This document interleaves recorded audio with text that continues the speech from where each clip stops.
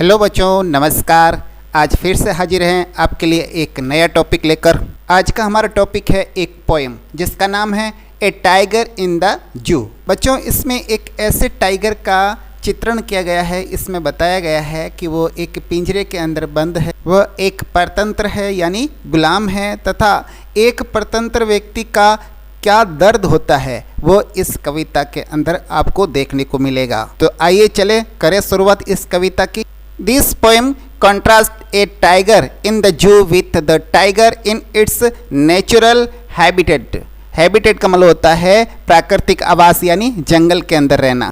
इस कविता के अंदर चिड़ियाघर में रहने वाले एक बाघ तथा एक प्राकृतिक आवास यानी जंगल में रहने वाले बाघ की तुलना की गई है। कॉन्ट्रास्ट का मतलब होता है तुलना करना आपस में। The poem moves from the zoo to the jungle and back again to the zoo. ये कविता चिड़ियाघर से जंगल की ओर बढ़ती है और पुनः वापस चिड़ियाघर तक आती है। Read the poem silently once. एक बार इस कविता को बड़े शांति से पढ़िएगा।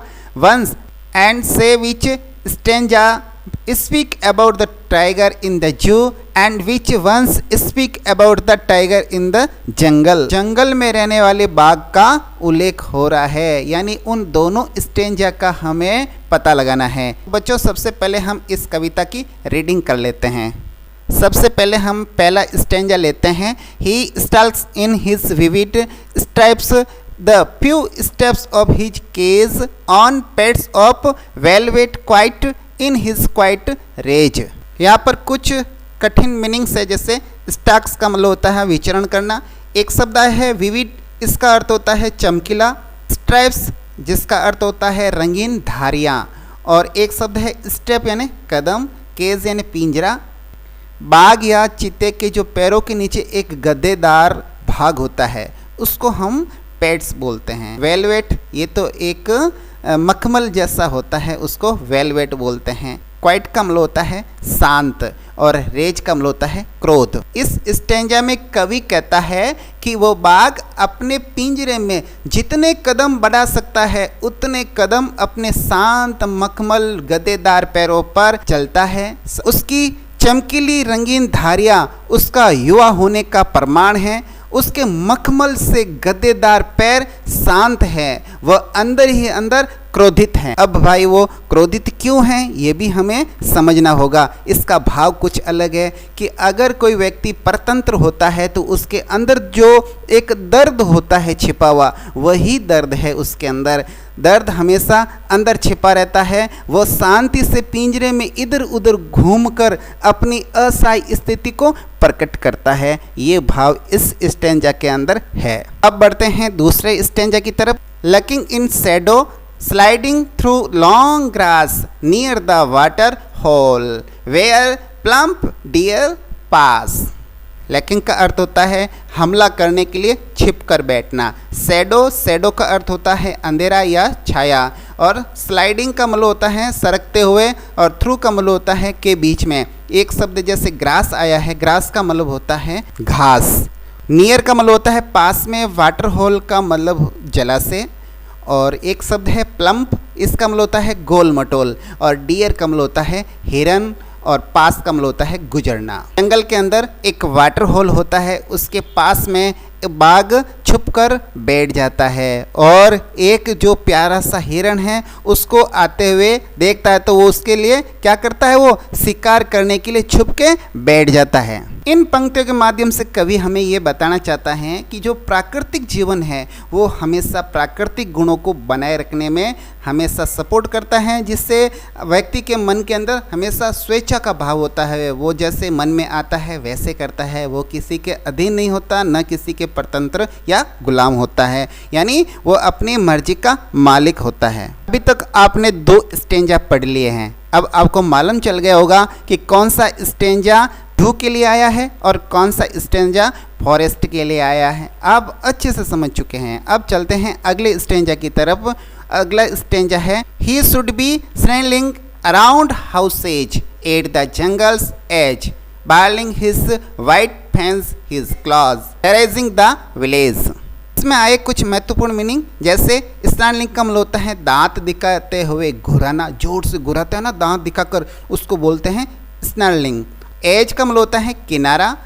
यहाँ पर एक शब्द आया है बेरिंग। बेरिंग का मतलब होता है दिखाना या अनकवरिंग भी हम कह सकते हैं। एक शब्द है फेंस, जिसका अर्थ होता है लंबे तीक्ष्ण दांत, यानी बड़े बड़े जो शार्प टीथ होते हैं ना, उसको क्या बोलते हैं, फेंस।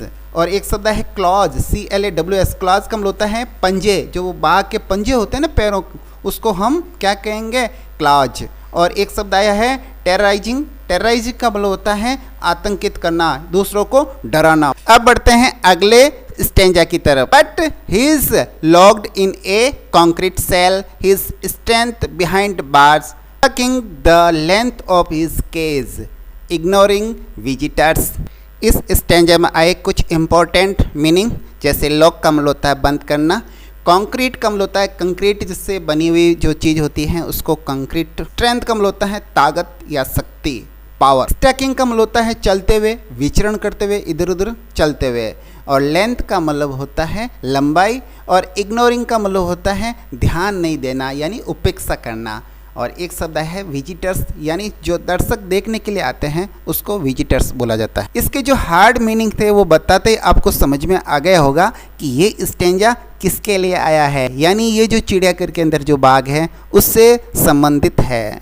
पहले इसका हम शब्दार्थ करते हैं, उसके बाद इसका भावार्थ देखेंगे। तो इसका शब्दार्थ हिंदी अनुवाद इस प्रकार है, जो जू के अंदर जो बाघ है उसको कंक्रीट से बनी एक कोठरी, उसके अंदर भी ताले के अंदर एक बाघ बंद है, और उसकी जो ताकत है वो सलाखों के पीछे बंद हो चुकी है, यानी वो एक तरह से गुलाम है, यानी वो एक पिंजरे के अंदर कैद है।